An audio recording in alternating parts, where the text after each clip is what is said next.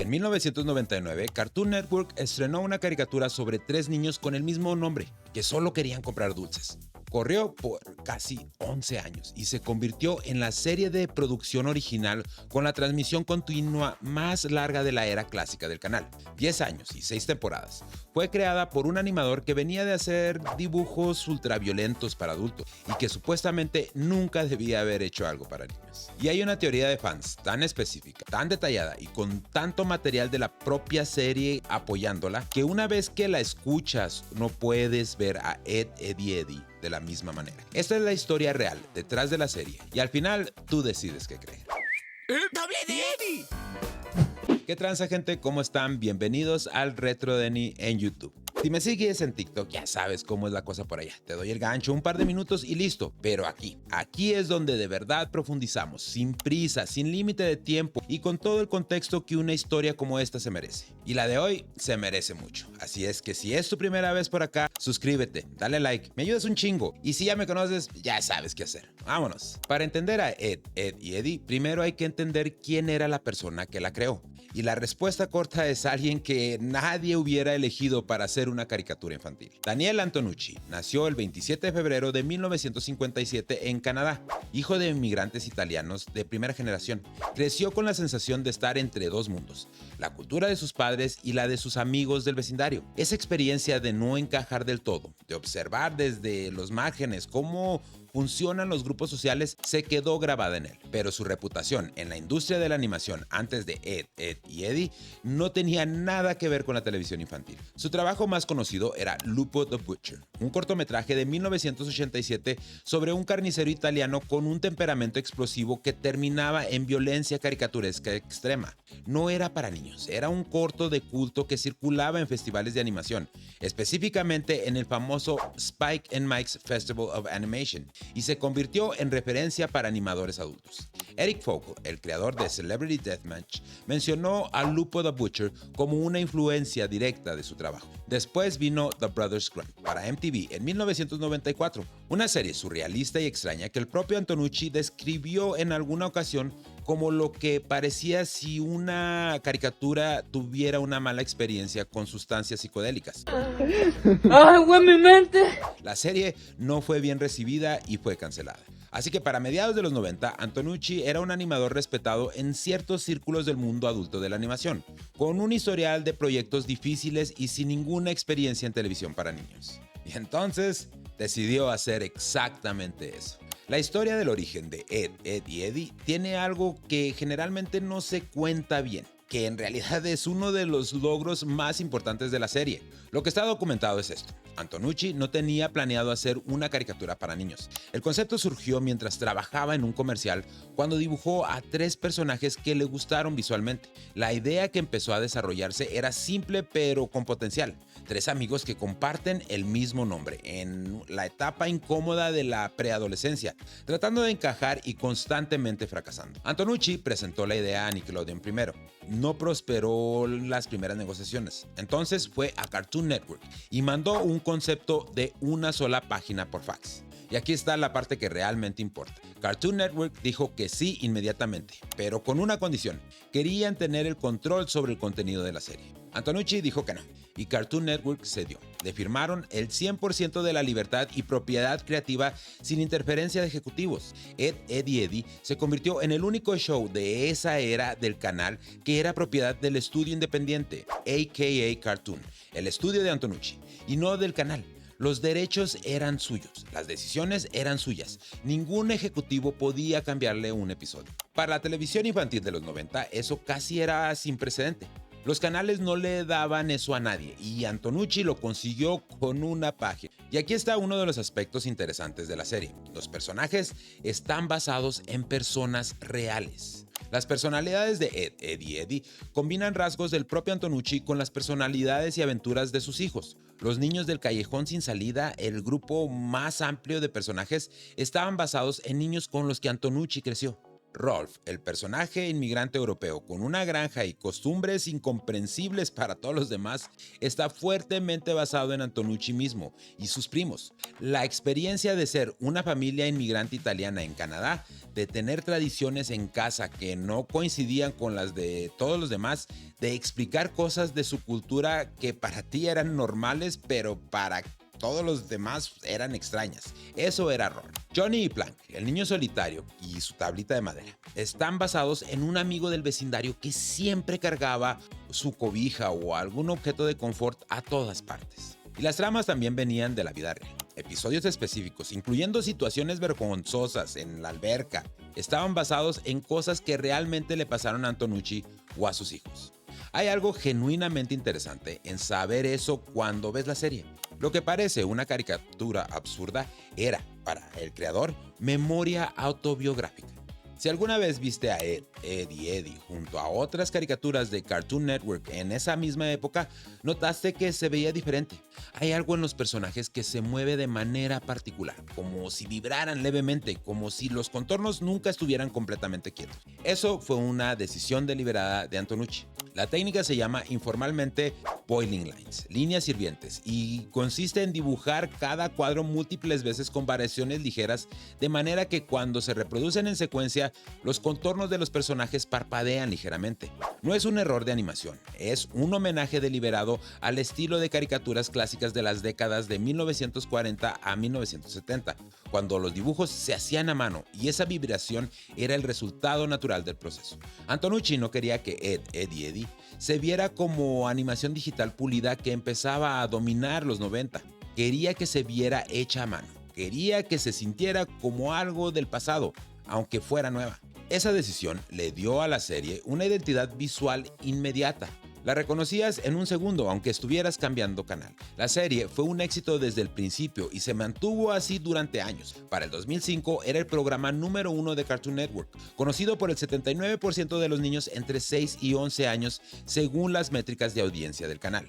Corrió por 6 temporadas entre 1999 y 2009, además de varios especiales. Cuando terminó con la película Ed, Edd y Eddy, la gran película, The Big Picture Show en el original, se había convertido en la serie de producción original de Cartoon Network con la transmisión continua más larga de la era clásica del canal, 10 años y 6 temporadas. Otras series vinieron después con más episodios, pero ninguna de la era original superó esa presencia sostenida. Pocas series animadas mantienen la relevancia durante una década. Ed, Edd y Eddy lo hizo porque la fórmula central, tres amigos con personalidades opuestas tratando de conseguir algo y fracasando de manera cada vez más elaborada, era lo suficientemente flexible para seguir siendo fresca episodio tras episodio. Y ahora llegamos a la parte del video que probablemente es la razón por la que muchos están aquí. Primero, lo importante, esta es una teoría de fans. Daniel Antonucci nunca la ha confirmado.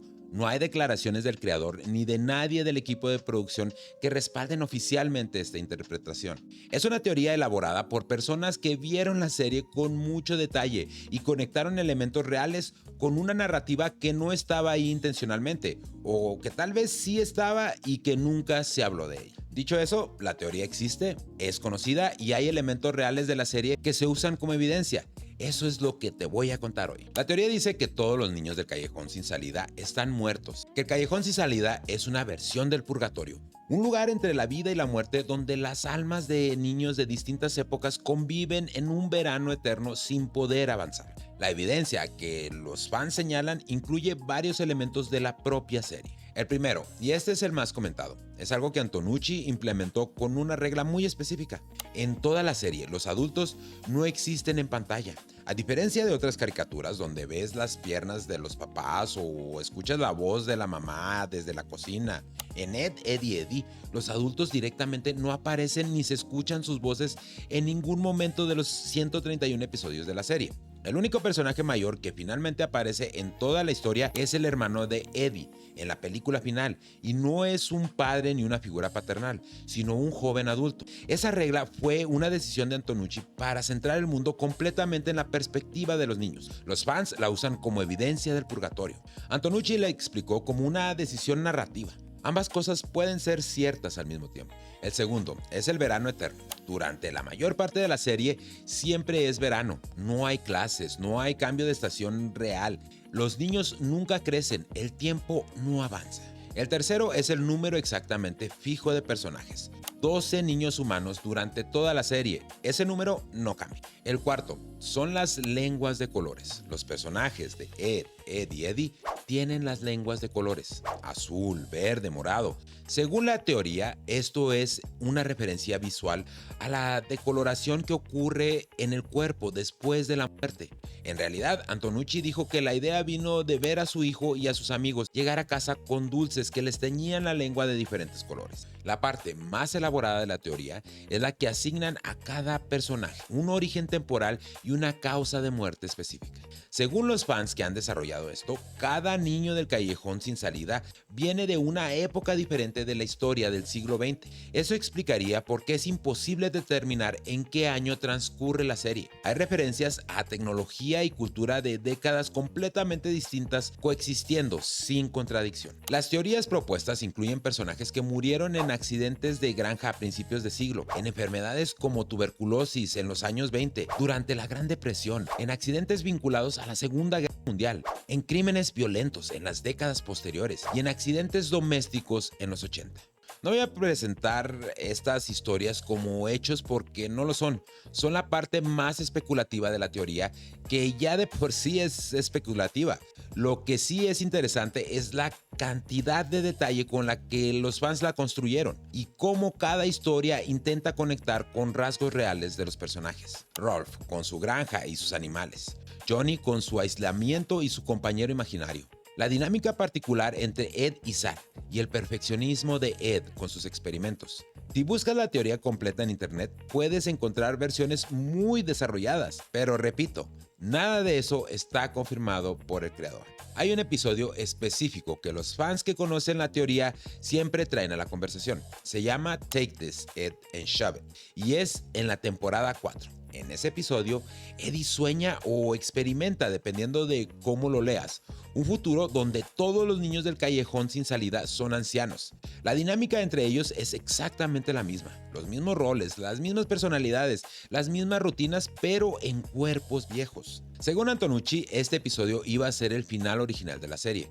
Esa intención más el contenido específico del episodio es lo que fans usan para argumentar que hay algo más detrás de la premisa de la serie, que los personajes están atrapados en un círculo que no puede cambiar, que la infancia eterna del callejón sin salida no es liberadora, sino inevitable.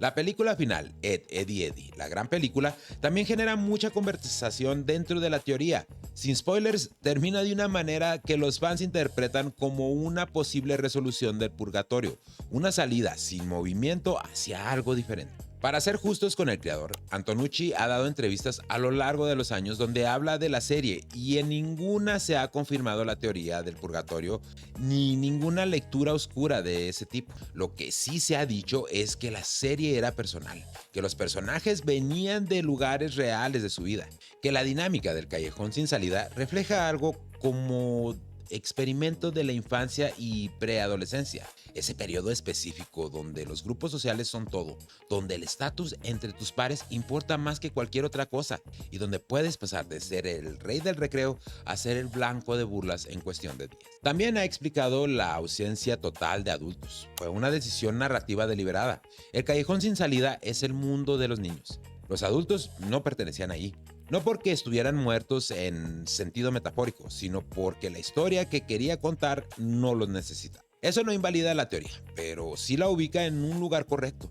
Es una interpretación que algunos fans desarrollaron con elementos reales de la serie, no una intención confirmada del creador. Algo que me parece genuinamente interesante en la teoría del purgatorio, independientemente de si Antonucci la pensó o no.